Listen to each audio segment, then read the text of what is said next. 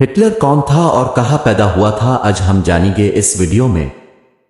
Adolf Hitler ایک German سیاست دان اور نازی پارٹی کے رہنما تھے جو 1933 میں جرمنی کے چانسلر اور بعد میں 1934 میں کے طور پر اقتدار میں آئے۔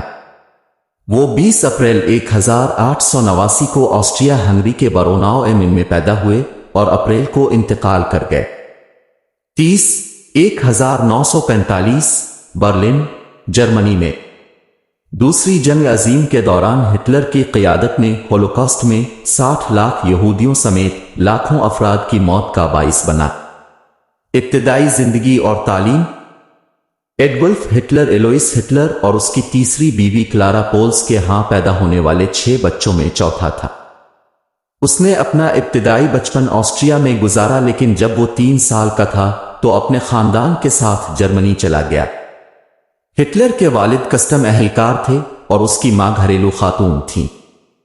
اس کے والد سخت تھے اور اکثر اسے مارتے تھے، جس نے ہٹلر کی بات کی شخصیت میں حصہ ڈالا ہوگا۔ ہٹلر نے آرٹ میں ابتدائی دلچسپی ظاہر کی، لیکن اسے Academy of Fine Arts Vienna نے 2 بار مسترد کر دیا۔ 1907 میں اپنی والدہ کی موت کے بعد وہ ویانا چلا گیا اور ایک آرام دہ مزدور اور بعد میں پانی کے رنگ کے پینٹر کے طور پر کام کیا۔ وہ سیاست میں دلچسپی رکھتے تھے اور اس دوران انہوں نے اپنے سامی مخالف اور قوم پرستانہ عقائد کو فروغ دینا شروع کیا۔ فوجی خدمات اور ابتدائی سیاسی کیریئر۔ 1914 میں ہٹلر نے جرمن فوج کے لیے رضاکارانہ طور پر کام کیا اور پہلی جنگ عظیم میں لڑا۔ وہ 2 بار زخمی ہوا اور اسے بہادری کے لیے آئرن کراس سے نوازا گیا۔ جنگ کے بعد وہ فوج میں بطور انٹیلیجنس افسر رہے اور انہیں بنیاد پرست سیاسی گروپوں کی نگرانی کا کام سونپا گیا۔ 1919 میں انہیں جرمن ورکرز پارٹی، ایک انتہائی دائیں بازو کے گروپ کی تحقیقات کا کام سونپا گیا، جس میں وہ بعد میں شامل ہو گئے۔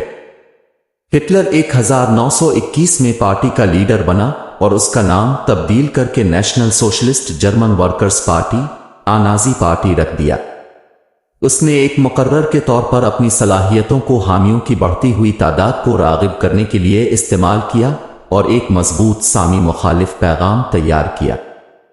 1923 میں ہٹلر نے میونخ میں حکومت کا تختہ الٹنے کی کوشش کی، لیکن بغاوت ناکام ہو گئی اور اسے گرفتار کر کے 5 سال قید کی سزا سنائی گئی۔ جیل میں اپنے وقت کے دوران ہٹلر نے اپنی سوانح عمری لکھی، مین کامف، جس میں جرمنی کے لیے ان کے سیاسی عقائد اور ان کے ویژن کا خاکہ پیش کیا گیا تھا۔ وہ صرف 9 ماہ کی خدمت کے بعد جیل سے رہا ہوا اور نازی پارٹی کی قیادت دوبارہ شروع کی۔ اقتدار میں اضافہ۔ 1920 اور 1930 کی دہائی کے اوائل میں جرمنی معاشی اور سیاسی عدم استحکام کے دور میں تھا۔ ویمار جمہوریہ، جرمنی کی جمہوری حکومت کمزور تھی اور اسے بائیں اور دائیں دونوں طرف سے مخالفت کا سامنا تھا۔ نازی پارٹی نے اس صورتحال کا فائدہ اٹھایا اور حمایت حاصل کرنے کے لیے پروپیگنڈے اور تشدد کا سہارا لیا۔ 1933 میں صدر پال وان ہنڈنبرگ نے ہٹلر کو جرمنی کا چانسلر مقرر کیا۔ اس نے اپنی پوزیشن کو طاقت کو مستحکم کرنے اور اپوزیشن کو ختم کرنے کے لیے استعمال کیا۔ فروری 1933 میں رائکسٹاگ آگ، جس کا الزام ہٹلر نے کمیونسٹوں پر لگایا، کو فعال کرنے کا ایکٹ پاس کرنے کے بہانے کے طور پر استعمال کیا گیا، جس نے ہٹلر کو آمرانہ اختیارات دیے۔ اس کے بعد ہٹلر نے اپنی طاقت کا استعمال کرتے ہوئے ایک پارٹی ریاست بنانے اور تمام اپوزیشن کو دبانے کے لیے استعمال کیا۔ اس نے حراستی کیمپ قائم کیے اور یہودیوں، ہم جنس پرستوں، معذور افراد اور دوسروں کے خلاف ظلم و ستم کی مہم شروع کی، جنہیں وہ ناپسندیدہ سمجھتا تھا۔ نازیوں نے یوجینکس کا ایک پروگرام بھی شروع کیا، جس کا مقصد آریاؤں کی ایک ماسٹر ریس بنانا تھا۔ دوسری جنگ عظیم۔ 1939 میں ہٹلر نے پولینڈ پر حملہ کیا، جس کے نتیجے میں دوسری جنگ عظیم شروع ہو گئی۔ نازیوں نے تیزی سے یورپ کا بیشتر حصہ فتح کر لیا اور حراستی کیمپوں اور قتل عام کے کیمپوں کا جال قائم کیا۔ یہودیوں، روما، معذور افراد، ہم جنس پرستوں اور دیگر کو منظم طریقے سے قتل کیا گیا جسے ہولوکاسٹ کے نام سے جانا جاتا ہے۔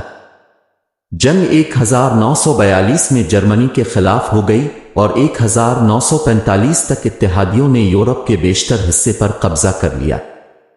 ہٹلر تیزی سے بے وقوف بن گیا اور اپنے بنکر میں خود کو الگ تھلگ کر لیا۔